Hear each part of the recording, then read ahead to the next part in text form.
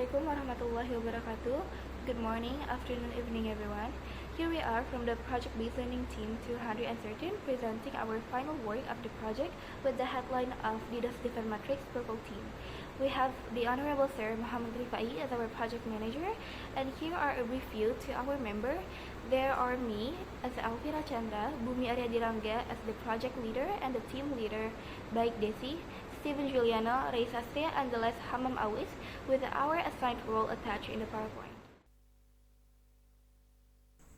Okay, so now I will explain our project description. So the DDoS defense matrix is framework used to design and implement protective measures against distributed denial of service or DDoS attack.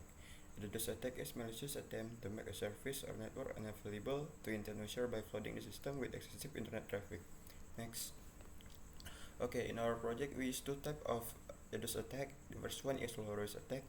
So low risk is a type of DDoS attack that exploits the way of a server handle connection.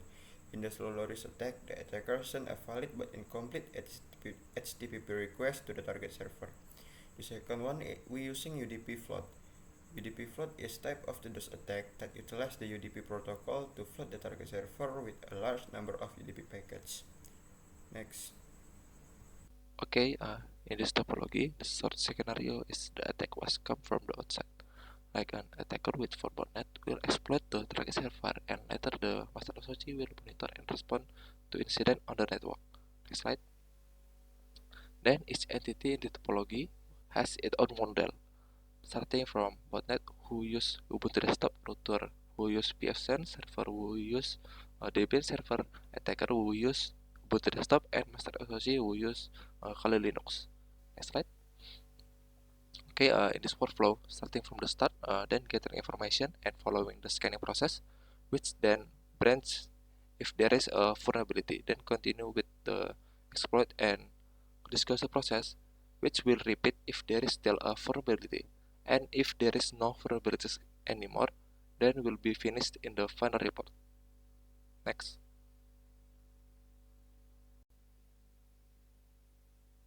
Okay, here I will present to you about the DDoS attack. Here is the preview of the website we made with Plus, and we divide into two scripts, and I will present to you about DDoS, the attack side. For the attack, there's a UDP flood that open up the UDP, and this is how we run to the target IP and configure the attack type. This is for the slow risk. We open up the TCP, and for how we connect it to the TCP and UDP, we're using the library socket. And this is how we run the SSH for the botnet and how we put the attack script in each botnet using SFTP. And this is how we start the DDoS attack using thread for multitasking to the each of the botnet. And this is the lastly for how we run the code. Maybe that's all from me. I give it to the next one. Okay, thank you.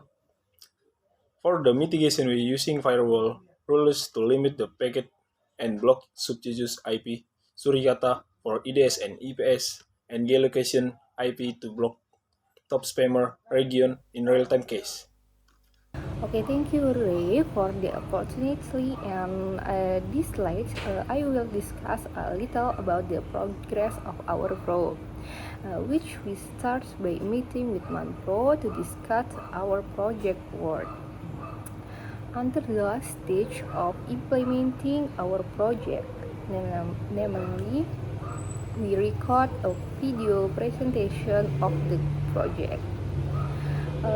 Maybe from here I will entrust it to my friend is Elvira. To her I invite. Thank you. Next for the constraint, here we have two of it. So first, we have a little bit problem with adjusting and confirming things regarding resources needed because most of what we had is barely enough to afford the project. And second, at first it was quite hard for us to look up for information related to any references needed for us to make the script for the attack and mitigation and things. But in the end, we succeed to resolve both of it by putting some works on it.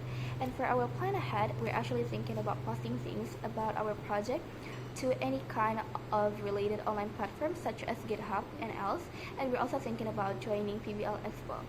That's pretty much all from us. For any kind of shortcomings, I apologize. Thank you. Wassalamualaikum warahmatullahi wabarakatuh.